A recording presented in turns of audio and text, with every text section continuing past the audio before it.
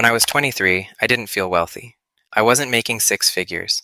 I didn't come from money. And I definitely wasn't walking around thinking I was making million-dollar decisions. But looking back now, I realized something important. The biggest difference between where I am today and where many of my friends ended up financially wasn't luck. It wasn't a secret investment strategy. And it wasn't one massive win. It was a series of small, uncomfortable decisions I made in my 20s. Decisions that didn't look impressive at the time, but quietly compounded into real wealth. While people around me were upgrading their lifestyle, I was focused on building assets instead of appearances. In this video, I'm breaking down 7 things I did in my 20s that ended up being worth millions over time. None of them are revolutionary, but together they completely changed my financial trajectory. And the good news is, you can do these too, and you don't need a high income to become a millionaire. So let's get started. In this video, I will teach you 7 simple steps that I took in my 20s that helped me become a millionaire in my 30s. 1. I automated my savings before I could touch them. The first lesson I learned is that willpower is overrated. For months, I told myself I'd save whatever was left at the end of the month,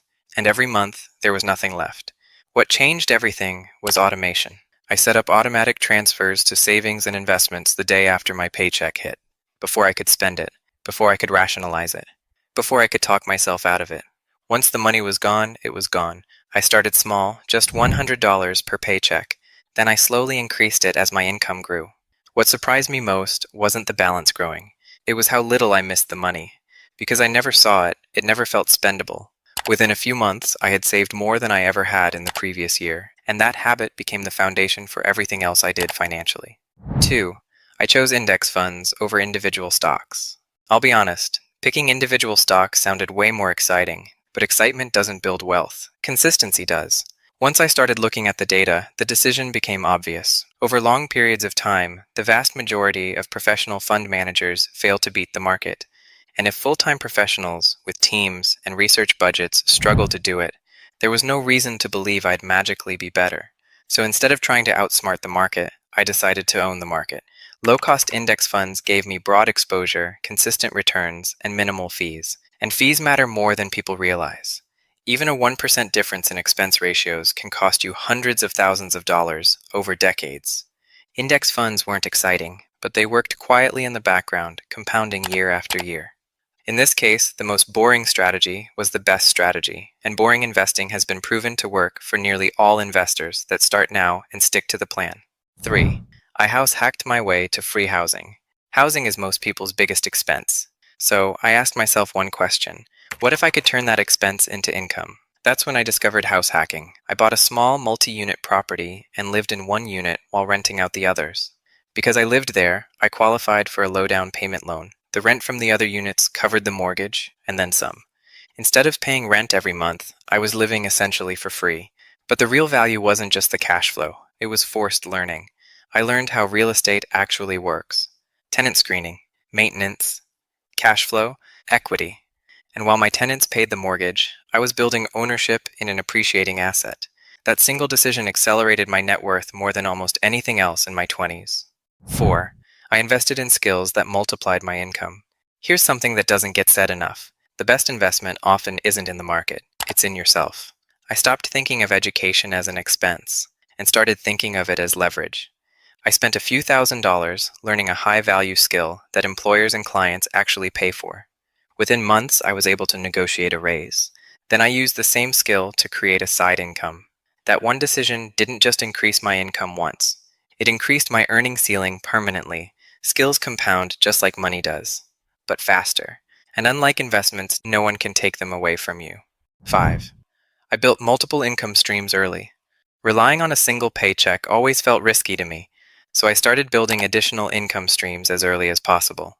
Nothing fancy at first. Side projects, freelance work, investment income. What surprised me was how these streams started feeding each other. Extra income funded more investments. Investments produced more income. That income created flexibility and margin. Over time, it stopped feeling like I was juggling things and started feeling like a system working together. And the security was huge. When one stream slowed down, others picked up the slack. That resilience changed how I thought about money and risk entirely. 6. I delayed lifestyle inflation. When my income increased, I didn't immediately upgrade my life. That was one of the hardest parts. I watched friends buy nicer cars, move into better apartments, and spend freely. Meanwhile, I kept things mostly the same, but I reframed it. I wasn't saying no forever. I was saying not yet. Every raise went into investments, not consumption. I made one rule. My lifestyle could only grow when my passive income grew, not my salary. That rule changed everything, because instead of buying things to look successful, I was buying freedom. And freedom compounds just like money does. 7. I networked with people ahead of me financially. Finally, I changed who I learned from, not by cutting people off, but by expanding my circle. I intentionally spent time with people who were building wealth in real life, people who were investing, owning businesses, and thinking long term. Those conversations normalized behaviors that felt extreme before, maxing out retirement accounts, talking openly about money, thinking in decades, not months. Some of the most valuable financial decisions I made came directly from things I learned through those relationships, not from books, not from social media, from real conversations with people ahead of me on the path. Summary: the compound effect. None of these strategies alone made me wealthy. What mattered was how they worked together. Automation funded investing. Investing freed time and options. Skills increased income. Income accelerated investments. Delayed gratification kept momentum. And the right environment reinforced everything. You don't need to do all 7 at once. Pick one. Start this week or in the new year of 2026. The best time to start was years ago. The second best time is now. Your future self isn't asking for perfection. They're asking you to begin. And that's more than enough.